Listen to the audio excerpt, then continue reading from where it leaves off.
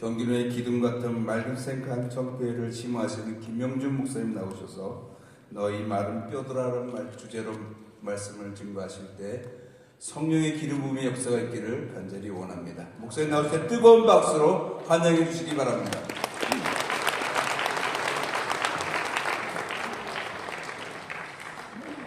반갑습니다. 저는 맑은생 광천교회 성경에 있는 김현중 목사입니다.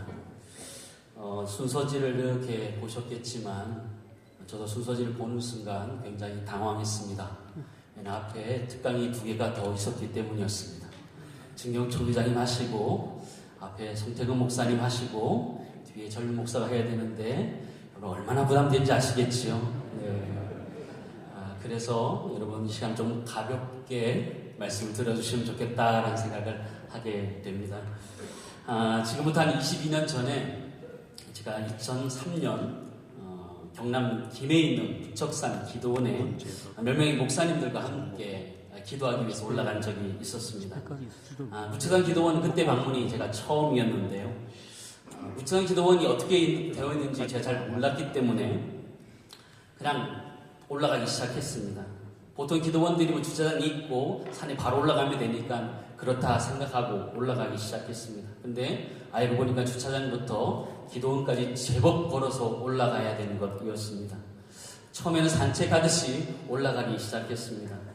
근데 점점 산책이 아니라 이거는 등산을 해야 된다는 것을 알게 되었습니다. 가시던 목사님 몇 분이 뒤처지기 시작하시고 점점 나고에 가는 분도 계셨습니다. 힘들게 부척산 기도원을 향해 올라갔고 거의 다 올라갔습니다. 올라가서 딱 언덕을 딱 넘어섰는데 그 앞에 평지가 펼쳐지고 호수가 있는 것을 보게 되었습니다. 깜짝 놀랐습니다. 저는 예상할 수 없었던 기도원의 모습이 보여지면서 굉장히 감동스러웠습니다. 또 그때 이제 숙소를 배정받고 늦게 저녁에 산기도를 하기 위해서 목사님과 함께 모여서 가게 되었습니다. 예전에 이 기도원을 오셨던 목사님께서 안내를 하셔서 함께 가게 되었는데요. 길을 잘 못 찾으시는 것이었습니다. 너무 오래전에 왔기 때문에 풀도 너무 많이 자라서 그것을 찾는 것이 참 쉽지 않았습니다. 그래도 예전에 기도했던 바위 자리를 찾아서 거기서 함께 기도했던 기억이 있습니다. 그래 밤에 들어 누워서 밤하늘에 별들도 보면서 그렇게 시간들을 보내고 기도하고 나라와 민족을 위해서 교회를 위해서 또 목회에 대한 여러 가지 일들을 좀 이야기 나눴던 것이 있었습니다. 근데 그때 제 마음속에 또 그때 이야기 나눌 때 기억에 남는 것이 하나 있는데 그것이 무엇이냐면 예전에는 이렇게 풀이 많지 않았다라는 것이었습니다. 근데 지금 풀이 너무 많이 자랐다 이런 얘기를 하더라고요. 여러분 왜 풀이 자랐을까요? 기도원이 관리를 안 해서 그랬던 걸까요? 그게 아니었던 것이었습니다. 예전에는 부척산 기도원에 기도하는 사람들이 많았는데 기도하는 사람이 없어서 풀이 더 많이 자랐다는 그런 이야기였습니다. 너무너무 가슴 아픈 그런 이야기였습니다. 그 밤에 잠을 제대로 잘 수가 없었습니다. 너무너무 안타깝고 우리 자신이 그래 기도하지 못했던 것 때문에 잠을 잘 들지 못하는 그런 마음을 보낸 적이 있었습니다. 우리 선조들은 이 나라와 이 민족을 지키기 위해서 부르짖으면서 기도했고 구국기도원에서 그렇게 기도하였습니다. 이 자리에 앉아있는 우리 사랑하는 장로님들, 집사님들 또 사랑하는 목사님들이 그렇게 기도하였을 것입니다. 저는 도전하고 싶은 것은 지금도 그렇게 기도해야 된다는 것입니다. 지금 우리가 기도하고 있느냐 그 얘기를 던지고 가고 싶습니다. 이 나라와 이 민족의 상을 보면 참 답답한 상황이다 라고 생각되어지는데 그 답답한 것은 하루 이틀이 아닙니다. 왜냐하면 성경의 시작도 답답하기 때문입니다. 하나님이 아담과 하와를 창조하시고 아름답게 창조하셨습니다. 그러나 아담과 하와가 곧 범죄한 것을 우리 잘 알고 있습니다. 거기서 끝나지 않고 가인 아벨을 죽이는 살인사건으로 발전되고 있는 것들도 우리는 보게 됩니다. 찰리 채플린의 말처럼 인생이라는 것이 멀리서 보면 희극이지만 가까이서 보면 비극이다라는 말처럼 우리 인생이나 성경이나 보면 실수 수터인 것을 우리 보게 됩니다. 우리나라와 이 민족 가만히 보고 있으면 여러분 희극입니까? 비극입니까? 참 말하기 어렵습니다. 성경에 나와 있는 인물들도 다 답답하다라는 생각을 해보게 됩니다. 나라를 생각하고 민족을 생각하면 참 답답하다는 마음이 드는 것처럼 성경에 나와 있는 모든 인물들도 다 답답했었다는 것을 우리 보게 됩니다. 아담과 하와를 한번 생각해 보시기 바랍니다. 그들은 가장 핫플레이스라고 말하는 에덴 동산에 있었습니다. 완전 유기농 음식을 먹으면서 완벽한 장소에서 있었지만 그는 자신의 죄를 전가하는 사람들이 되어버렸습니다. 완벽한 장소에서 완벽한 상황에서 책임을 떠넘기는 그런 사람이 되었던 것입니다. 그것도 자신이 가장 사랑하는 배필로부터 그런 일들을 했던 것이죠. 아브라함도 보면 참 답답한 사람이었습니다. 하나님께서 그에게 소명을 부어놓으시고 본토 친자 아비지를 떠나서 내가 지시할 땅으로 가라 말씀하시고 갔습니다. 그런데 양식이 없으니까 점점점 애국 내려가게 되었습니다. 고혈자 바로 앞에 섰을 때 그는 자기 아내를 아내라 말하지 못하는 쪼다가 되었습니다. 자기 아내를 아내라고 말하지 못하는 그런 사람이었던 거죠. 답답하죠. 어떻게 남편 믿고 살 수 있겠습니까? 이스라엘 백성도 똑같았습니다. 이스라엘 백성도 무려 400년간 애국에서 종살이하고 난 다음에 출애굽하게 되었습니다. 우리 잘 아는 것처럼 10가지 재앙을 통해서 기적같이 그 기적을 경험하면서 그들이 나아왔습니다. 고개도 가리고 만나도 먹었습니다. 그럼에도 불구하고 그들의 인생은 계속 투덜투덜대고 있는 모습을 우리 성경을 통해서 보게 됩니다. 양식을 달라, 물을 달라, 지도를 달라 끊임없이 원망과 불평하고 있는 답답한 이스라엘 백성들의 모습을 보게 됩니다. 성경의 역사나 우리 인생의 역사나 나라 민족을 바라보면 답답하지 않은 분이 한 번도 없었다는 것들을 생각하게 됩니다. 사사시대도 답답했던 것이고 왕정시대도 답답했던 것이죠. 한마디로 이스라엘 역사는 아니 우리 인간의 역사는 다 답답한 역사로 점철되어져 있었고 그렇게 해왔다는 것을 보게 됩니다.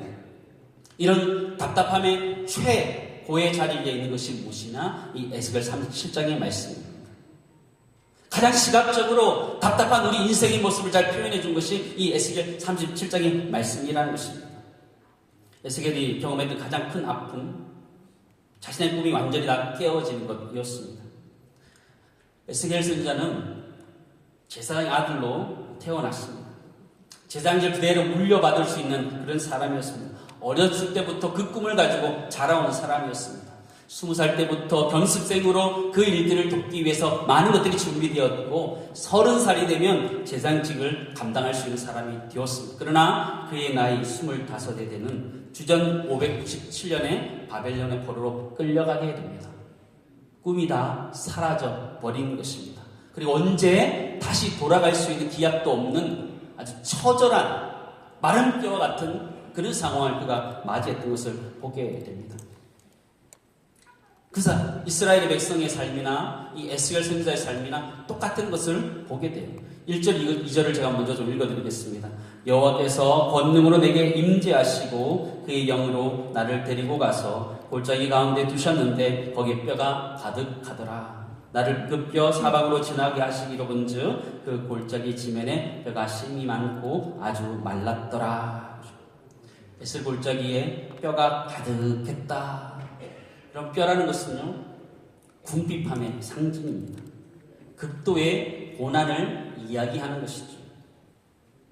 뼈의 이야기로 에스겔 선지자의 그 뼈 때리는 상황들을 정확하게 다시 이야기하고 있는 본문의 말씀이라는 것이죠.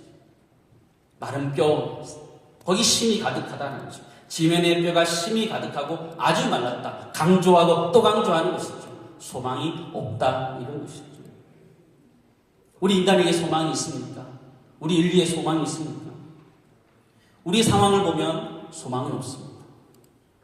이 바벨론 포로 끌려간 이스라엘 영적인 상태나 육적인 상황 다 마른 뼈와 같은 상황이 있는 것을 우리는 보게 됩니다. 11절 이렇게 고백하는데요. 또 내게 이르되 인자야 이 뼈들은 이스라엘 온 족속이라. 그들이 이르기를 우리의 뼈들이 말랐고 우리의 소망이 없어졌으니 우리 다 멸절되었다 하느니라. 소망이 다 사라진 상태라는 것이죠. 절망의 상황이다라는 것이죠. 코로나 이후에 한국교회 상황이 여러분 좋아지고 있습니까? 한국교회 상황이, 영적인 상황이 마른 뼈와 다르지 않다는 것을 우리는 너무나 잘 알고 있습니다. 경제에서 정의한 것처럼 20-80의 파레토 원리라는 것이 있습니다.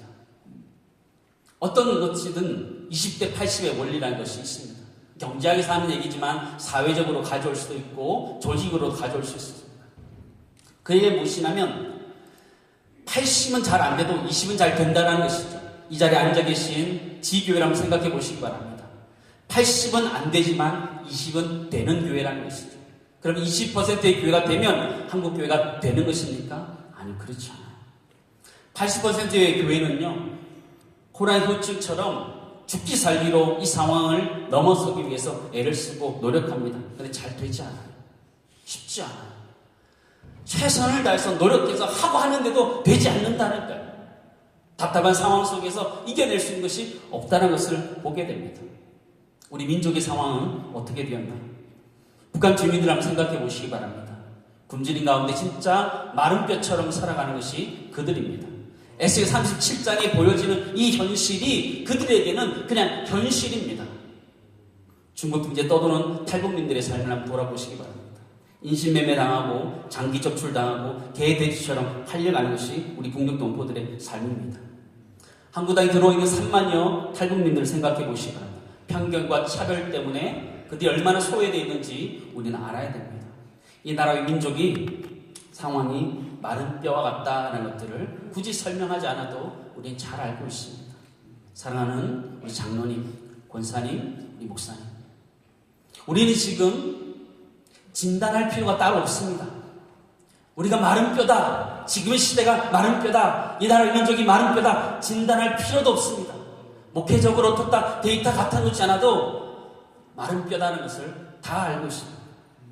그런데 제가 특강을 준비하면서 기도하는 가운데 한 가지 깨닫게 되는 것이 하나 있었습니다.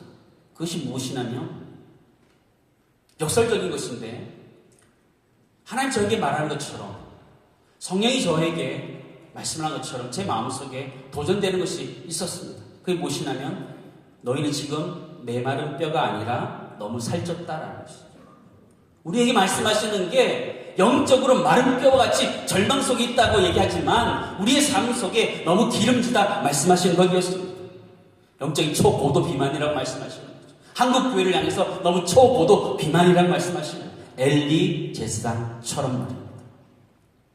사무엘상 4장에 보면요, 이스라엘과 블레셋 사이 전투가 일어나게 된 건 우리 잘 알고 있습니다.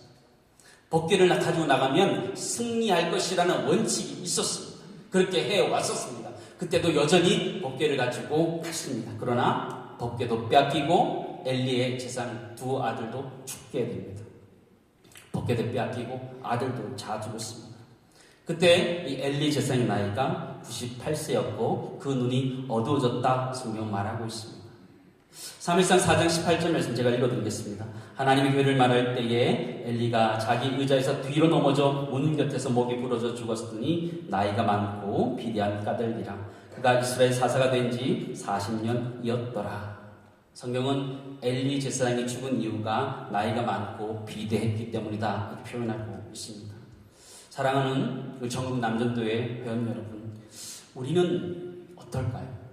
저는 저 자신에게 이 말씀을 제일 먼저 던져보고 저희 교회에 제일 먼저 던져봅니다. 정말 마른 뼈와 같이 영적으로 소망이 없는 상태, 왜 그렇게 된 건가요?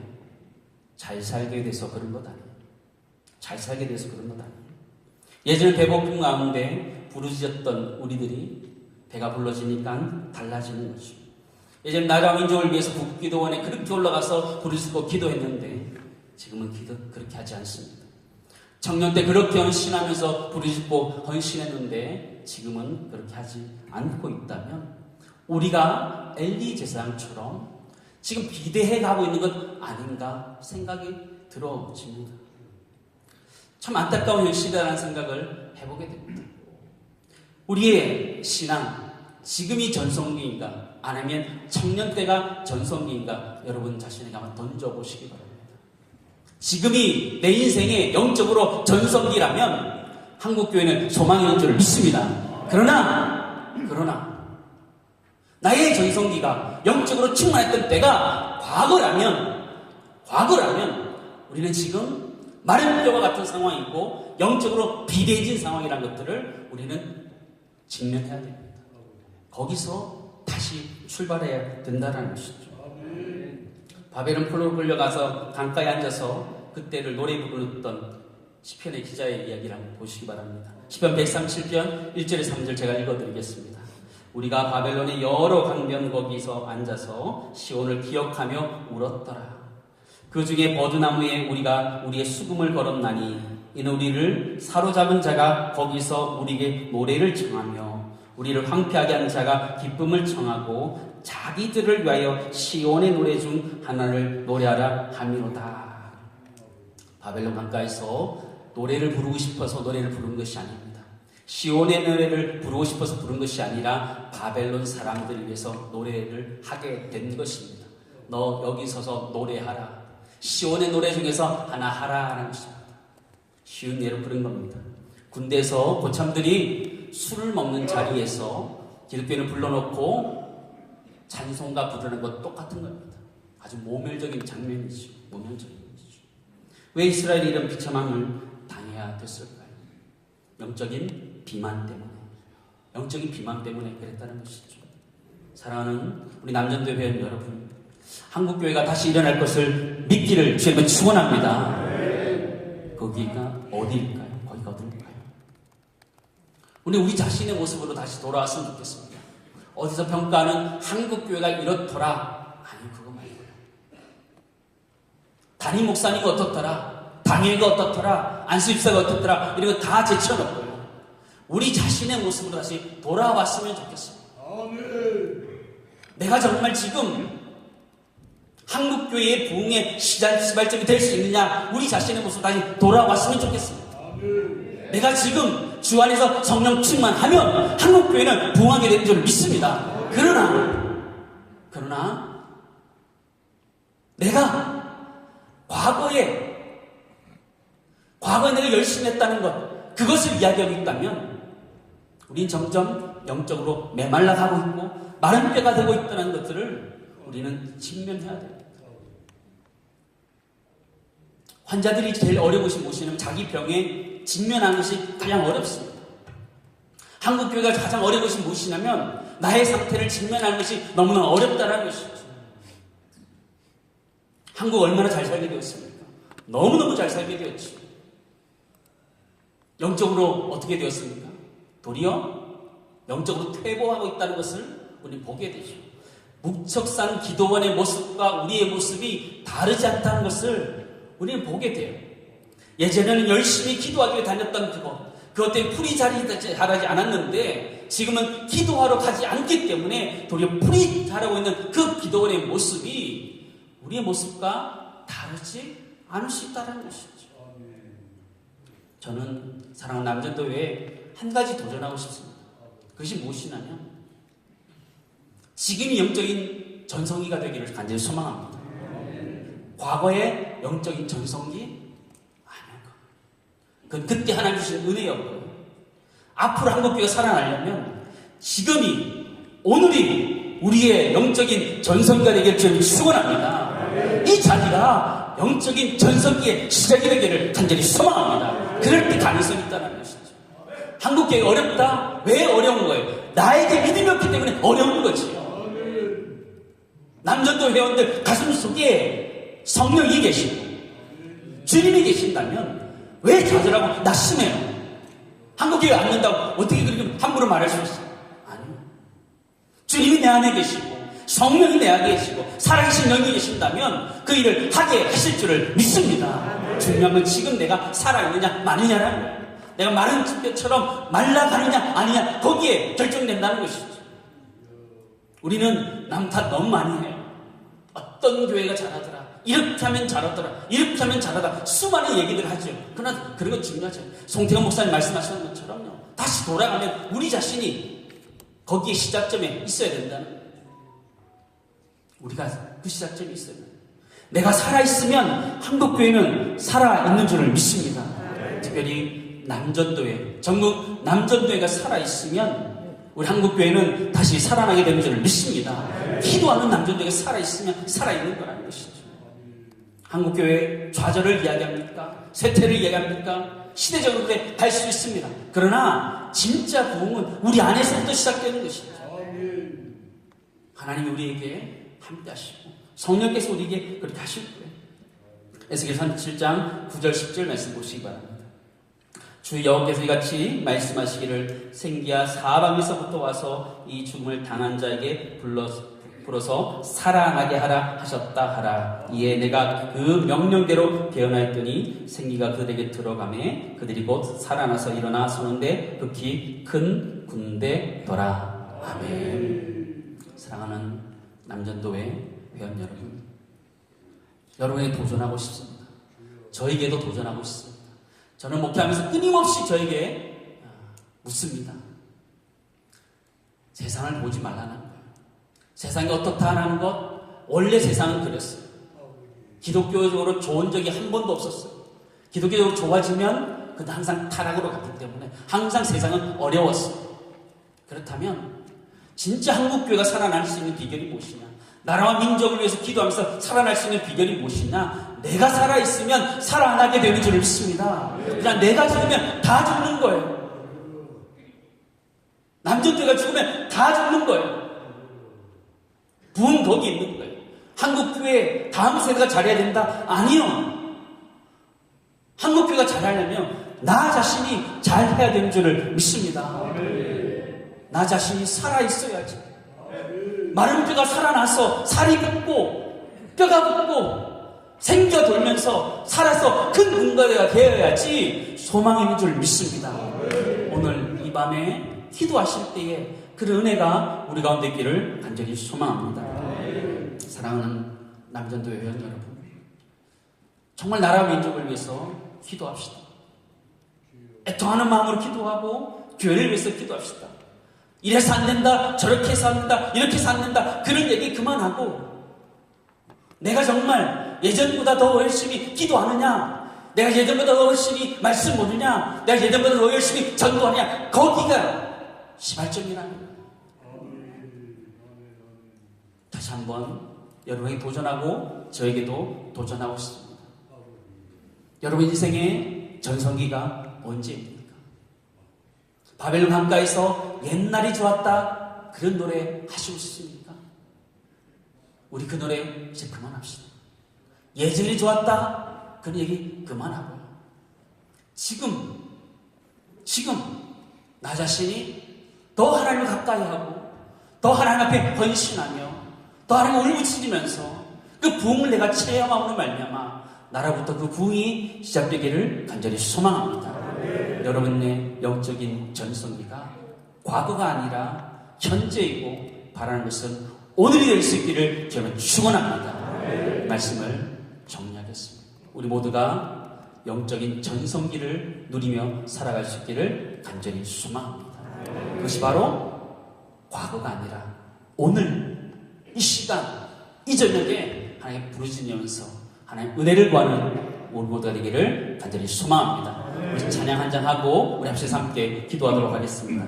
주의 진리 위에 십자가 긍휼이 1절 2절만 찬양하도록 하겠습니다.